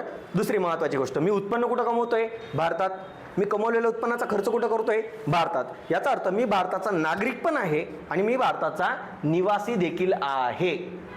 समजलं? पुढे बघा. मग स्थूल राष्ट्रीय उत्पाद ही संकल्पना जर आपल्याला समजून घ्यायची असेल तर आपल्याला एखाद्या देशामध्ये राहणारे व्यक्ती कोणते आहेत, कसे आहेत हे समजून घ्यावं लागणार आहे. जसं पुढे बघा. उदाहरणार्थ रमेश हा एक व्यक्ती घेतला मी जो भारतीय नागरिकत्व असलेला व्यक्ती आहे, ज्याच्याकडे कोणतं नागरिकत्व आहे? भारताचं नागरिकत्व आहे. जो सध्या भारतात उत्पन्न कमवतोय आणि भारतातच कमवलेल्या उत्पन्नाचा काय करत आहे? खर्च करत आहे. बरोबर. म्हणजेच रमेश हा भारताचा नागरिक पण आहे. रमेश हा इंडियाचा नागरिक पण आहे. बघा बरं का, हा इंडियाचा नागरिक पण आहे आणि हाच लक्षात घ्या मित्रांनो, हाच भारताचा निवासी देखील आहे, रेसिडेंट देखील आहे. कारण की तो उत्पन्न आणि खर्च भारतातच करत आहे. उत्पन्न भारतात कमवतो आणि खर्चही भारतात करत आहे. याचा अर्थ हा भारताचा नागरिक पण आहे, भारताचा निवासी पण आहे. दुसरं, यालाच काय म्हटलं जातं? Indian citizens earning in India असं म्हटलं जातं. दुसरं, सुरेश हा देखील भारतीय नागरिकत्व असलेला व्यक्ती आहे. म्हणजेच याच्याजवळ हा कोणत्या देशाचा नागरिक आहे? इंडियाचा. इंडियाचा काय आहे? हा नागरिक आहे. बट हा सध्या बघा बरं का, हा सध्या USA मध्ये काय करत आहे? उत्पन्न कमवतो आहे आणि कमवलेल्या उत्पन्नाचा खर्च देखील कुठं करत आहे? USA मध्ये करत आहे, म्हणजे अमेरिकेत. म्हणजे हा सुरेश जो काही आहे हा भारताचा नागरिक आहे, पण जो सध्या भारतात राहत नाहीये, जो सध्या कुठं राहतोय? अमेरिकेत राहतोय. उत्पन्न कुठं कमवतो? अमेरिकेत. कमवलेल्या उत्पन्नाचा खर्च कुठं करतो? अमेरिकेत. बरोबर. म्हणजे हा जरी म्हणायला भारताचा नागरिक आहे, परंतु हा भारतासाठी काय आहे? अनिवासी आहे. हा कोणा काय आहे? भारतासाठी अनिवासी आहे. आणि जे अनिवासी भारतीय आहेत ज्यांना NRI म्हटलं जातं, नॉन रेसिडेंट इंडियन्स म्हटलं जातं. याचा अर्थ मग हा रेसिडेंट कोणाचा आहे? हा निवासी कोणाचा आहे? हा व्यक्ती निवासी कोणत्या देशाचा आहे? तर हा निवासी आहे USA चा. पण भारतासाठी कोण झाला मग? तो अनिवासी व्यक्ती झाला. ओके. ज्याला म्हटलं जातं इंडियन सिटीजन आहे बट अर्निंग इन अब्रॉड. भारताच्या बाहेर हा काय करत आहे? उत्पन्न कमवत आहे. पुढे बघा, जॉन हा इंग्लंड देशाचं नागरिकत्व असलेला व्यक्ती आहे. याचा अर्थ इंग्लंड ENG. बरोबर. हा कोणाचं नागरिकत्व आहे या जॉनकडं? हा कोणत्या देशाचा नागरिक आहे? इंग्लंडचा नागरिक आहे. बट काय म्हटलेलं आहे? Foreign citizens earning in India. याचा अर्थ हा जरी इंग्लंड या देशाचा नागरिक आहे, जो सध्या उत्पन्न कुठं कमवतोय? भारतात. कमवलेल्या उत्पन्नाचा खर्च देखील कुठं करतोय? भारतात. याचा अर्थ हा जरी इंग्लंड या देशाचा नागरिक आहे, पण हा निवासी कोणाचा आहे? इंडियाचा. हा निवासी कोणत्या देशाचा आहे? भारताचा. म्हणजेच हा इंग्लंड या देशासाठी काय झालेला आहे? अनिवासी झालेला आहे. इंग्लंड या देशासाठी कोण आहे? तो अनिवासी आहे. ओके. तिन्ही शब्द समजले? रमेश भारताचा नागरिक, उत्पन्न आणि खर्च भारतात करतो. याचा अर्थ हा भारताचा नागरिक पण आहे आणि भारताचा निवासी पण आहे. सुरेश हा भारताचा नागरिक आहे, पण जो सध्या अमेरिकेत राहत आहे, तिकडंच उत्पन्न कमवतो, तिकडंच खर्च करतो. म्हणजे हा अमेरिकेचा निवासी आहे. म्हणजेच भारतासाठी कोण झाला? हा अनिवासी झाला, ज्याला NRI म्हणतो, नॉन रेसिडेंट इंडियन्स म्हणतो. तिसरा व्यक्ती घेतलेला आहे आपण जॉन. बरोबर. जो इंग्लंड या देशाचा नागरिक आहे, पण जो सध्या उत्पन्न आणि खर्च भारतात करत आहे, म्हणून त्याला भारताचा निवासी म्हटलं जाणार. परंतु तो इंग्लंडसाठी अनिवासी व्यक्ती आहे. ओके. तिन्ही व्यक्ती समजले. आता जाऊया आपण पुढं. आता आपल्याला कोणत्या कन्सेप्टकडे जायचं आहे? GNPच्या कन्सेप्टकडे जायचं आहे. बरोबर. कोणत्या कन्सेप्टकडे जायचं आहे? GNPच्या कन्सेप्टकडे जायचं आहे. मग GNP म्हणजे काय? Again gross national product. आता नॅशनलचा अर्थ होतो राष्ट्रीय, उत्पादचा अर्थ होतो प्रॉडक्ट. अगेन तुम्हाला माहिती आहे मित्रांनो, प्रॉडक्ट म्हणजे अंतिम वस्तू आणि सेवा, आणि नॅशनल म्हणजे काय? राष्ट्रीय. बरोबर. आता आपल्याला कोणतं उत्पन्न चेक करायचं? आतापर्यंत आपण देशांतर्गत उत्पन्न चेक केलं, परंतु आता आपल्याला संपूर्ण राष्ट्राचं उत्पन्न चेक करायचं आहे. म्हणजे संपूर्ण भारतीय नागरिकांचं उत्पन्न चेक करायचं आहे. कोणाचं उत्पन्न चेक करायचं? संपूर्ण भारतीय नागरिकांचं उत्पन्न आपल्याला चेक करायचं आहे. म्हणून बघा मित्रांनो, GDPच्या डेफिनेशनमध्ये काय बदल केलेला आहे आणि तेव्हा आपल्याला GNP मिळतो. तर बघा, एका आर्थिक वर्षात GDP मध्ये पण एक आर्थिक वर्ष होतं, इथं पण एक आर्थिक वर्ष आहे. परंतु तिथं काय म्हटलेलं होतं? देशांतर्गत क्षेत्रात निर्माण झालेल्या, उत्पादित झालेल्या. परंतु इथं देशांतर्गत क्षेत्र येईल का? नाही. इथं काय म्हटलेलं आहे? भारतीय नागरिकांनी. म्हणजे कोणी जो ज्याच्याकडे भारताचं नागरिकत्व आहे, मग भले तो भारतात राहणारा असू द्या किंवा ज्याच्याजवळ भारताचं नागरिक आहे पण जो सध्या इतर देशांमध्ये राहत आहे तरी चालेल, पण तो कोण असला पाहिजे? भारतीय नागरिक असला पाहिजे. मग जे एका आर्थिक वर्षामध्ये भारतीय नागरिकांनी उत्पादित केलेल्या जेवढ्या अंतिम वस्तू आणि सेवा असतील यांच्या किमतींची जर आपण एकूण बेरीज केली तर आपल्याला काय प्राप्त होतं रे मित्रांनो? GNP प्राप्त होतो. कोण प्राप्त होतो? GNP प्राप्त होत आहे. ओके. मग याच्यामध्ये आपण काय केलेलं आहे मित्रांनो?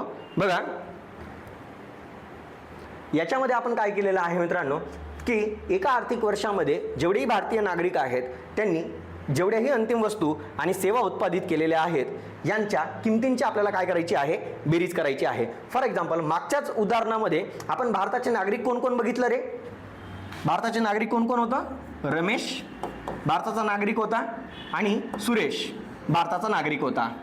याचा अर्थ काय रे मित्रांनो? रमेशने भारतात उत्पादित केलेल्या वस्तू आणि सेवा अंतिम वस्तू आणि सेवा, आणि सुरेश हा अमेरिकेमध्ये राहत होता ना, म्हणून सुरेशने अमेरिकेत उत्पादित केलेल्या वस्तू आणि सेवा या सर्व वस्तू आणि सेवांच्या जर किमतींची जर आपण बेरीज केली तर आपल्याला काय प्राप्त होणार? GNP. कारण की रमेश आणि सुरेश हे कोण आहे? भारतीय नागरिक आहे. आपल्याला घेणं देणं नाही ते कुठे वस्तू तयार करतायत. जसं GDP मध्ये आपण काय म्हटलं, GDP क्षेत्रीय संकल्पना होती की इथं वस्तूचं उत्पादन कुठं होतं याला महत्त्व होतं, पण ते उत्पादन कोणी केलं याला महत्त्व नव्हतं. परंतु इकडे उलट आहे, इथं वस्तू कोणी तयार केलं याला महत्त्व आहे, त्या वस्तू कुठे तयार झाल्या याला अजिबात महत्त्व नाही. जसं बघा ना, वस्तू कुठे कोणी उत्पादित केलं याला महत्त्व, कारण की वस्तूंचं उत्पादन कोणी केलेलं पाहिजे? भारतीय नागरिकांनी. भारतीय नागरिक सोडून इतर व्यक्तींनी उत्पादित केलेल्या वस्तू आणि सेवांचं उत्पादन GNP मध्ये मोजलं जात नाही. जसं जॉन भारतात होता, इंग्लंड देशाचा नागरिक होता, पण तो भारतात होता, भारतात वस्तू आणि सेवा तयार करतोय, पण त्याने तयार केलेल्या वस्तू आणि सेवांची किंमत GNP मध्ये मोजली गेली नाही, कारण की तो भारताचा नागरिक नाहीये. पण त्याने वस्तू आणि सेवा कुठे तयार केल्या? भारतात. याचा अर्थ वस्तू कुठे तयार झाल्या याला महत्त्व आहे का? नाही. वस्तू कोणी तयार केल्या याला महत्त्व आहे. जसं बघा, रमेश भारतात होता, भारतात वस्तू आणि सेवा तयार केल्या, त्या GNP मध्ये मोजल्या जातील. परंतु सुरेश भारतात आहे का? नाही. कुठे तो? अमेरिकेमध्ये आहे. वस्तू आणि सेवांचं उत्पादन कुठं करतोय तो? अमेरिकेमध्ये. पण तरी सुद्धा अमेरिकेमध्ये सुरेशने उत्पादित केलेल्या वस्तू आणि सेवांची किंमत कुठं मोजली जाणार? भारताच्या GNP मध्ये. का बरं? तर सुरेश हा भारताचा कोण आहे? नागरिक आहे. म्हणून इथं म्हटलेलं बघा, या संकल्पनेत अंतिम वस्तू आणि सेवा कुठे तयार झाल्या आहेत याला महत्त्व नाही, त्या कोणी तयार केल्या आहेत यावर भर देण्यात आलेला आहे. म्हणजे यालाच महत्त्व देण्यात आलेलं आहे. दुसरं, म्हणून स्थूल राष्ट्रीय उत्पाद हे GNP हे फक्त आणि फक्त, बघा बरं का, फक्त आणि फक्त भारतीय नागरिकांनीच तयार केलेले असेल. भारतीय नागरिक सोडून इतर नागरिकांनी तयार केलेल्या वस्तू आणि सेवा GNP मध्ये मोजल्या जाणार नाहीत. ओके, पुढे बघा. जसं आपण म्हटलं की सुरेश कुठं राहत होता? अमेरिकेत, बरोबर. मग सुरेशने अमेरिकेमध्ये काही घटक उत्पन्न प्राप्त केलं असेल. जसं सुरेशने अमेरिकेमध्ये एखादी जमीन घेतलेली असेल आणि ती जर त्याने एखाद्या कंपनीला अमेरिकेमध्ये भाड्याने दिलेली असेल तर त्याला रेंट प्राप्त होत असेल. किंवा सुरेश एखाद्या कंपनीमध्ये काम करत असेल तर सुरेशला त्या कंपनीकडनं पगार किंवा मजुरी दिली जात असेल. सुरेशने जर एखाद्या उद्योगामध्ये जर भांडवली गुंतवणूक केलेली असेल तर त्या उद्योगामधून त्याला व्याज प्राप्त होत असेल. किंवा सुरेशने एखादा उद्योग सुरू केलेला असेल अमेरिकेमध्ये तर त्या उद्योगापासून त्याला काहीतरी नफा प्राप्त झालेला असेल. याचा अर्थ काय? सुरेश हा अमेरिकेमध्ये राहून काही घटक उत्पन्न प्राप्त करतोय. त्याच पद्धतीने जसा जॉन हा भारतामध्ये राहत होता, बरोबर, तर जॉनला देखील काहीतरी घटक उत्पन्न प्राप्त झालेलं असेल. सिंपल गोष्ट आहे, कारण की जॉन भारतात राहतोय याचा अर्थ त्याला भारतामध्ये जर त्याने जमीन घेतलेली असेल तर त्याने जमीन घेतलेली जर त्याने एखाद्या उद्योगाला भाड्याने दिलेली असेल तर त्याला रेंट प्राप्त होत असेल. जर तो भारतीय एखाद्या कंपनीमध्ये काम करत असेल तर त्या जॉनला, तो इंग्लंडचा नागरिक असून देखील त्याला भारतीय कंपनीकडनं पगार किंवा मजुरी दिली जात असेल, व्याज दिलं जात असेल. तो जर उद्योजक असेल तर त्याला नफा मिळत असेल. बरोबर, सिंपल गोष्ट आहे. म्हणजेच सिंपल गोष्ट आहे, भारताचे नागरिक इतर देशातील नागरिकांना वस्तू आणि सेवा पुरवतात, तसंच इतर देशांमधील नागरिक भारतीयांना देखील वस्तू आणि सेवा पुरवत असतात. म्हणून GNPचा जर आपल्याला फॉर्म्युला तयार करायचा असेल तर तो फॉर्म्युला कसा तयार केला जाणार की आपला जो GDP आहे, स्थूल देशांतर्गत उत्पाद आहे, ज्याला आपण GDP म्हणतो, या GDP मध्ये आपल्याला काय करावं लागणार आहे? परदेशातनं जे काही आपण घटक उत्पन्न प्राप्त करणार आहोत, इथं घटक उत्पन्नाला फार जास्त महत्त्व आहे. कारण की घटक उत्पन्नाचं एक्झाम्पल काय आहे? रेंट, वेजेस, इंटरेस्ट आणि profit.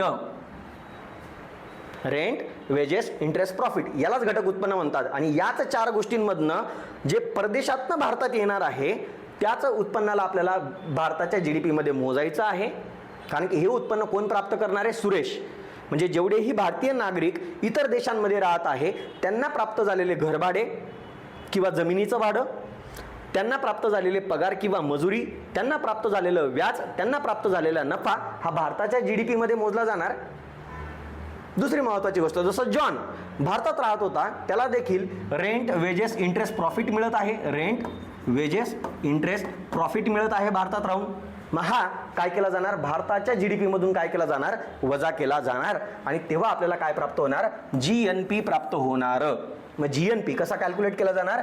GDP plus Indian earning in abroad, म्हणजेच भारताचे जे नागरिक आहे त्यांनी परदेशातनं प्राप्त केलेलं घटक उत्पन्न, मग ते कशाच्या स्वरूपात असेल, रेंट, वेजेस, इंटरेस्ट, प्रॉफिट हे ॲड केलं जाणार. आणि फॉरेनर्स अर्निंग इन इंडिया, म्हणजे जो जॉन भारतामध्ये भाडे, मजुरी किंवा पगार, व्याज आणि जे नफा मिळवत आहे ते भारताच्या GDP मधून काय केलं जाणार, मायनस केलं जाणार. तेव्हा आपल्याला काय प्राप्त होणार, GNP प्राप्त होणार.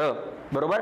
जसं मग याच फॉर्म्युल्याला आपण जर थोडं शॉर्टकट करायचं ठरवलं तर हाच फॉर्म्युला आपण कसा लिहू शकतो बघा, GNP is equal to GDP plus मी काय करतो, इंडियन्स अर्निंग इन ॲब्रॉड यालाच मी काय नाव देतो एक्स, आणि फॉरेनर्स अर्निंग इन इंडिया याला काय नाव देतो मी एम. याचाच अर्थ आपला फॉर्म्युला काय तयार होणार, GNP is equal to GDP plus X minus M असा हा फॉर्म्युला तयार होणार. मग याच्यामध्ये एक्स मध्ये म्हणजेच काय, इंडियन अर्निंग इन ॲब्रॉड, म्हणजे भारतीय नागरिक जे इतर देशांमधून जे काही उत्पन्न कमवत आहे, मग त्याच्यामध्ये काय काय येणार, भारतीय नागरिकांनी भारतात पाठवलेलं घटक उत्पन्न असेल, किंवा भारताने इतर देशांना दिलेल्या कर्जांवरील व्याज असेल, किंवा आयात निर्यातीमधील व्यापार शेष असेल, याचा समावेश एक्स मध्ये केला जाणार. आणि यम मध्ये कोणत्या कोणत्या गोष्टी केल्या जाणार बघा, भारतात राहणाऱ्या परदेशी नागरिकांनी परदेशात पाठवलेलं जे काही घटक उत्पन्न आहे हे वजा केलं जाणार, आणि भारताने इतर देशांकडून घेतलेलं जे काही कर्जांवरील व्याज आहे, बरोबर, किंवा आयात निर्यातीमधील जी काही व्यापार तूट आहे ही यम मध्ये काय केली जाणार, मायनस केली जाणार आहे. याचाच अर्थ आपला जो फॉर्म्युला आहे हा कसं काय तयार झालेला आहे, GNP is equal to GDP plus X minus M असा आपला GNP तयार झालेला आहे. ओके. दुसरं बघा, मग GNPशी रिलेटेड काही महत्त्वाच्या गोष्टी, जसं बघा मित्रांनो, GNP ही संकल्पना नागरिकत्वाशी संबंधित आहेत. जसं यात वस्तू कोणी तयार केली यालाच महत्त्व आहे, परंतु ही वस्तू कुठे तयार झाली याला बिलकुलही महत्त्व नाही. कारण की वस्तू कोणी तयार केलेली पाहिजे, भारतीय नागरिकांनी. मग भारतीय नागरिक कुठे बी असू शकतो ना, अमेरिकेत असू शकतो, इंग्लंडमध्ये असू शकतो, कुठेही असू शकतो. म्हणजे वस्तू कुठे तयार झाली याला महत्त्व नाही, पण कोणी तयार केली याला महत्त्व आहे. दुसरं, GNP ही गुणात्मक संकल्पना आहे आणि ही खूपच व्यापक संकल्पना आहे, कारण की याच्यामध्ये खूप साऱ्या परदेशातनं प्राप्त होणारं घटक उत्पन्न मिळवलेलं आहे, परदेशातला व्यापार शेष मिळवलेला आहे, त्याच्यानंतर परदेशाकडनं घेतलेल्या कर्जांवरचं व्याज मिळवलेलं, अशा अनेक गोष्टी तयार करून हा GNP तयार झालेला आहे. म्हणून ही काय आहे, खूप व्यापक संकल्पना आहे. GNP मुळे देशाची बहिर्गत शक्ती कळते, कारण की आपण बाहेरील उत्पन्न ऍड करतोय ना, याच्यामध्ये भारताने परदेशातून प्राप्त केलेलं उत्पन्न ऍड करतोय, याचा अर्थ भारताची बाह्य शक्ती किती आहे हे कळतं. तसेच या कन्सेप्टवरनं आपल्याला एखादा देश इतर देशातील काही विशेष वस्तू आणि सेवांसाठी दुसऱ्या देशावर किती डिपेंडंट आहे हे देखील आपल्याला कळतं. समजलं? एवढे इंटरेस्टिंग फॅक्ट होते GNP बद्दलचे. ओके. आता पुढचा जो कन्सेप्ट आहे मित्रांनो, NDP आणि NNPचा, हा आपण नेक्स्ट लेक्चरमध्ये बघणार आहोत. तोपर्यंत धन्यवाद मित्रांनो, थांबूया आपण.